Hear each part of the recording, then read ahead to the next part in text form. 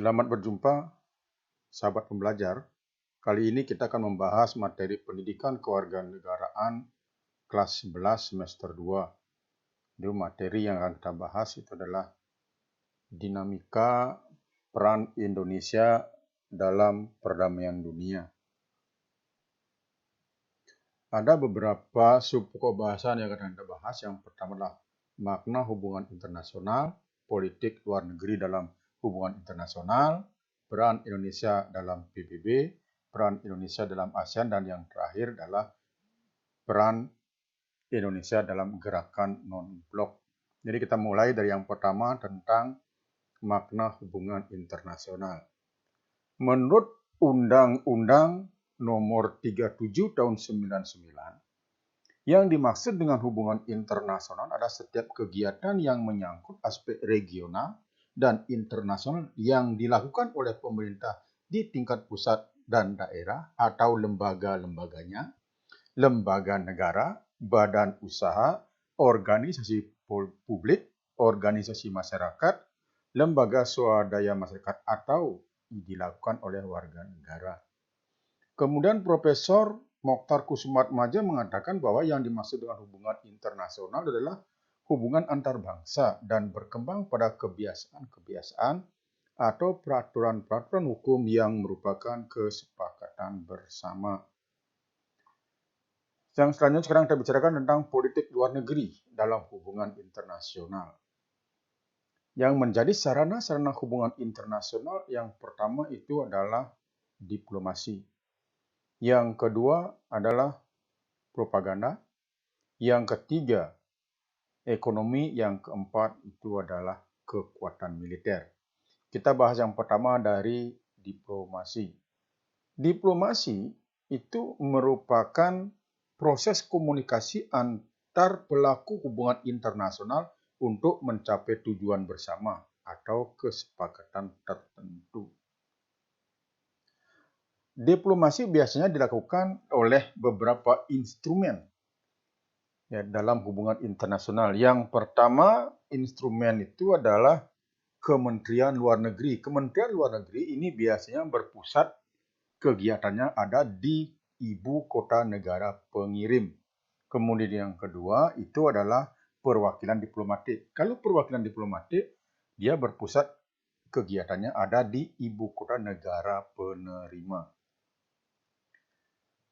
Kemudian ketika bicara perwakilan diplomatik, ada 3 fungsi utama yang dimiliki oleh perwakilan diplomatik. Yang pertama itu adalah sebagai lambang prestise negara pengirim atau lambang harga diri suatu bangsa. Kemudian yang kedua, lembaga diplomatik atau perwakilan diplomatik merupakan wakil yuridis yang sah menurut hukum dan hubungan internasional. Dan yang terakhir, sebagai wakil diplomatik di negara penerima. Sarana yang kedua tentang propaganda. Propaganda tidak lain adalah suatu usaha yang sistematis digunakan untuk mempengaruhi pikiran, emosi, atau tindakan suatu kelompok demi kepentingan masyarakat umum. Propaganda ini ditujukan bukan kepada rakyat negara lain, tetapi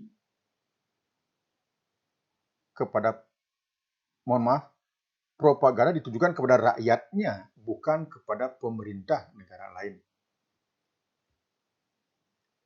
Yang kedua, propaganda lebih dilakukan untuk keuntungan diri sendiri, tidak ada usaha untuk mencari kompromi antara kepentingan negara yang bersaing. Tujuannya benar-benar untuk keuntungan negara yang melakukan propaganda tersebut. Berdasarkan jenisnya, propaganda ada yang vertikal, yaitu propaganda dilakukan melalui media massa.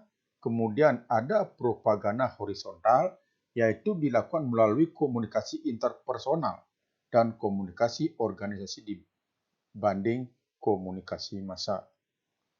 Selanjutnya, propaganda integrasi, yaitu propaganda yang dilakukan dengan penanaman doktrin.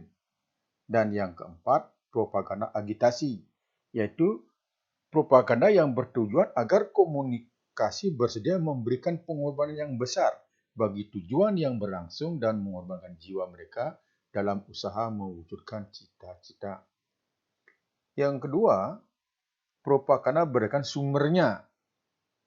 Yang pertama, propaganda putih, yaitu propaganda yang sumbernya dapat diidentifikasi secara terbuka. Kemudian ada propaganda hitam. Ini propaganda yang sumbernya dianggap ramah tetapi sebenarnya bermusuhan. Dan yang terakhir, propaganda abu-abu. Propaganda yang berasal dari sumber yang dianggap netral tetapi sebenarnya bermusuhan. Selanjutnya, sarana yang ketiga itu ekonomi. Propaganda ekonomi ini merupakan sarana yang paling sering dilakukan secara luas dalam hubungan internasional baik pada saat damai maupun pada saat perang. Nah, kemudian kekuatan militer. Jadi propaganda yang terakhir ini merupakan peralatan militer yang memadai dapat menambah keyakinan dan stabilitas untuk berdiplomasi. Perang biasanya akan diambil cara terakhir jika semua sarana diplomasi damai gagal dalam memecahkannya. Selanjutnya kita bicarakan tentang asas-asas hubungan internasional. Asas-asas hubungan internasional itu ada 3. Yang pertama adalah asas teritorial, yaitu kekuasaan negara atas daerahnya. Artinya bahwa negara menerapkan hukum bagi semua orang, semua barang yang ada di wilayahnya. Yang kedua, asas kebangsaan. Asas ini didasarkan pada kekuasaan negara untuk warga negaranya. Jadi setiap warga negara dimanapun dia berada tetap mendapat perlakuan hukum dari negara asalnya. Dan yang terakhir, asas kepentingan umum atau asas universal. Artinya bahwa negara menyesuaikan diri dengan semua keadaan dan peristiwa yang berkaitan dengan kepentingan umum. Artinya bahwa hukum itu tidak terikat pada batas-batas wilayah suatu negara saja. Dalam melakukan hubungan internasional, maka ada perjanjian internasional. Dalam pembuatan perjanjian internasional, ada beberapa asas yang perlu diperhatikan. Yang pertama adalah Pacta Sunt Servanda, yaitu setiap perjanjian yang telah dibuat harus ditaati oleh pihak-pihak yang mengadakannya. Yang kedua, asas equality, artinya bahwa negara yang melakukan perjanjian internasional itu memiliki kedudukan yang sama. Yang ketiga, asas resiprositas atau asas timbal balik. Yang dimaksud dengan asas timbal balik ini bahwa tindakan suatu negara terhadap negara lain dapat dibalas dengan setimpal, baik itu tindakannya yang bersifat positif maupun bersifat negatif. Kemudian ada asas kortesi. Asas kortesi artinya bahwa setiap negara yang melakukan hubungan internasional harus saling menghormati dan saling menjaga kehormatan negara masing-masing. Dan yang terakhir adalah rebus sixtantibus, yaitu asas yang dapat digunakan untuk memutus perjanjian secara sepihak apabila terdapat perubahan yang mendasar atau fundamental dalam keadaan yang bertalian dengan perjanjian internasional yang telah disepakati. Artinya negara sudah menyepakati sebuah perjanjian, tapi ketika terjadi perubahan yang mendasar, maka boleh diputus sendiri. Selanjutnya, mengapa hubungan internasional itu penting? Karena kepentingan nasional di bidang politik, hubungan luar negeri, dan hubungan internasional sangat diperlukan oleh suatu negara untuk diwujudkan. Yang kedua, menjalin persahabatan yang lebih dalam rangka mewujudkan ketertiban, keamanan, kesejahteraan, kebahagiaan, dan perdamaian abadi. Yang selanjutnya, memajukan kerjasama aktif tukar-menukar bantuan untuk kepentingan bersama baik di bidang ekonomi, sosial, budaya, teknik, ilmu pengetahuan, dan administrasi. Selanjutnya, mencegah dan menyelesaikan konflik, perselisihan, permusuhan, dan persengketaan.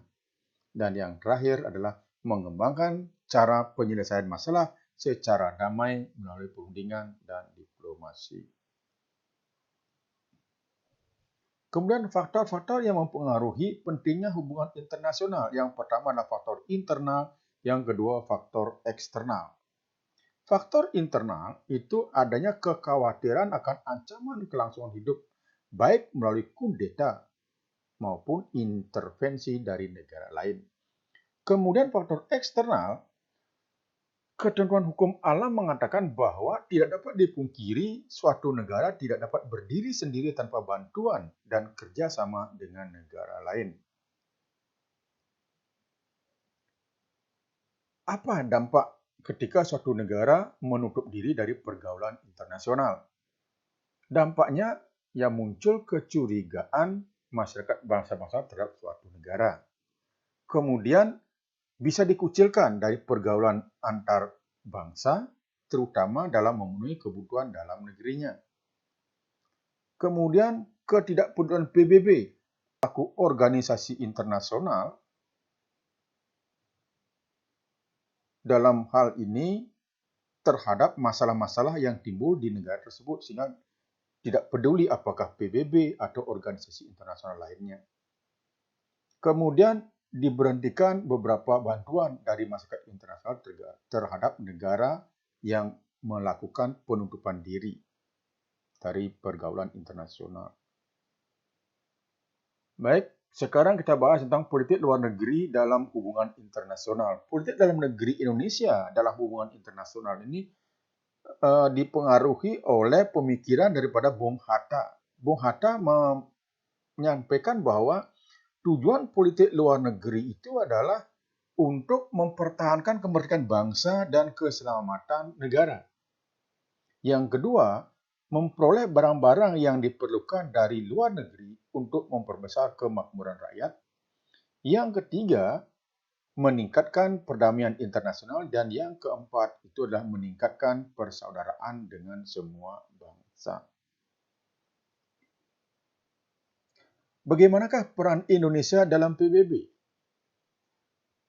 Perserikatan Bangsa-Bangsa adalah merupakan organisasi internasional yang diikuti oleh hampir semua negara di dunia. Indonesia berperan juga dalam PBB. Indonesia masuk menjadi anggota PBB pada tanggal 28 September tahun 1950 sebagai anggota yang ke-60. Namun pada tanggal 1 Januari 1965 Indonesia menyatakan keluar dari PBB. Alasan Indonesia keluar dari PBB tidak lain karena Malaysia diterima menjadi anggota tidak tetap Dewan Keamanan PBB karena pada saat itu Indonesia sedang konfrontasi dengan Malaysia. Tapi pada tanggal 28 September tahun 1966 Indonesia menyatakan diri kembali menjadi anggota PBB dan diterima tetap sebagai anggota yang ke-60. Bagaimana peran PBB? PBB menciptakan keamanan secara kolektif, secara bersama. Kemudian membangun diplomasi preventif. Setelah itu, meredakan ketegangan. Peran yang keempat, mencegah kekerasan dengan meningkatkan kesejahteraan. Yang nomor 5, meningkatkan kekebalan terhadap intervensi. Jadi sejak tahun 57 Indonesia berperan dalam menciptakan perdamaian dunia di bawah bendera PBB. Jadi tahun 1957 Indonesia mengirimkan pasukan Garudanya. Yang pertama itu pada Januari tahun 1957 atau 1957 mengirim pasukan Garuda pertama untuk memelihara perdamaian di Timur Tengah. Yang kedua, September tahun 1960 kembali Indonesia mengirimkan pasukan Garuda kedua dan Garuda 3 untuk meredakan konflik di Kongo.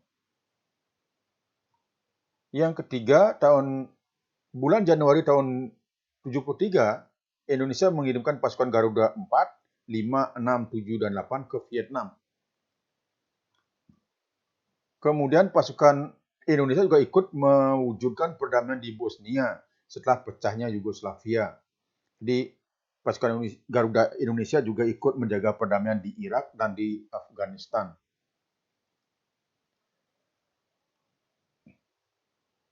Selanjutnya, peran Indonesia dalam PBB adalah membantu kekuasaan sementara PBB di Kamboja yang bertugas mengawasi transisi dari konflik aktif ke bentuk politik yang lebih damai.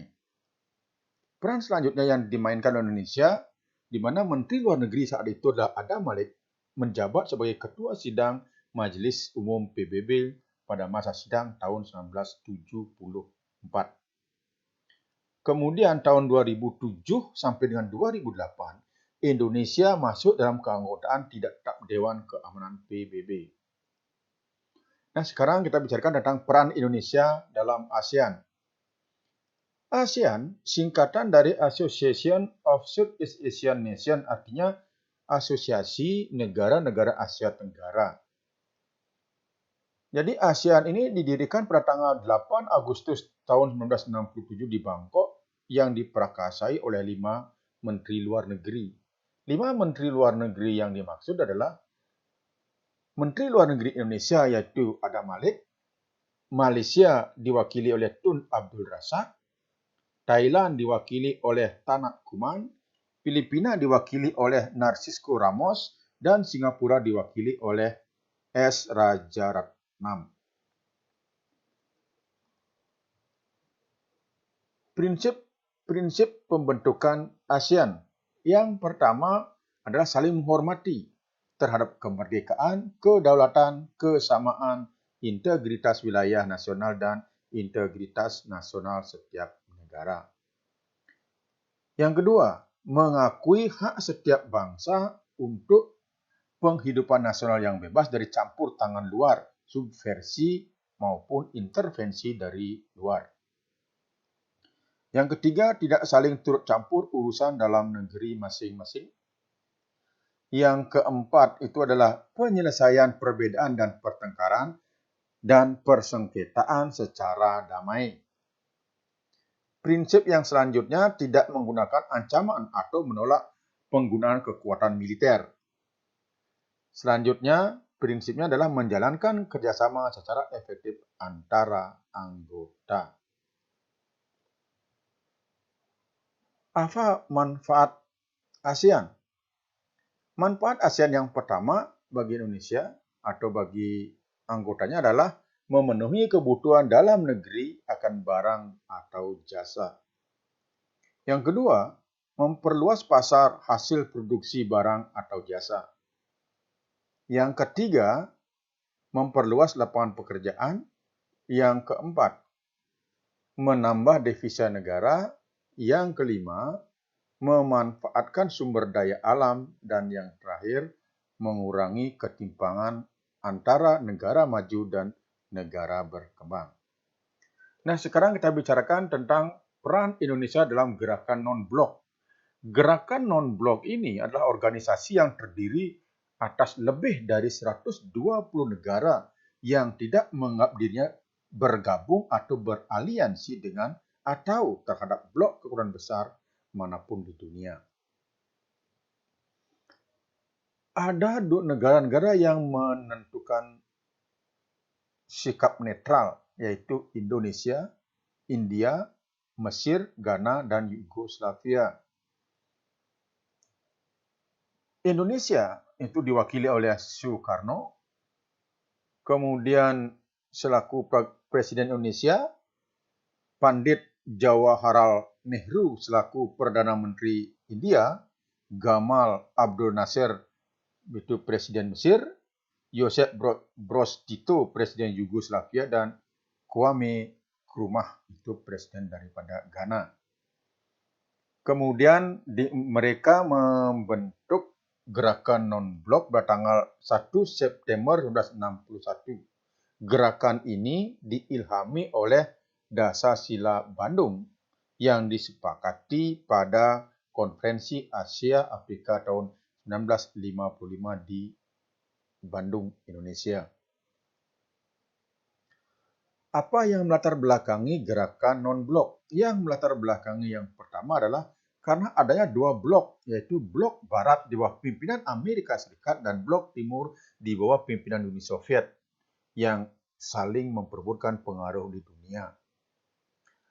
Yang kedua, adanya kekhawatiran negara-negara yang baru merdeka serta negara berkembang, sehingga perlu meredakan ketegangan dunia tersebut.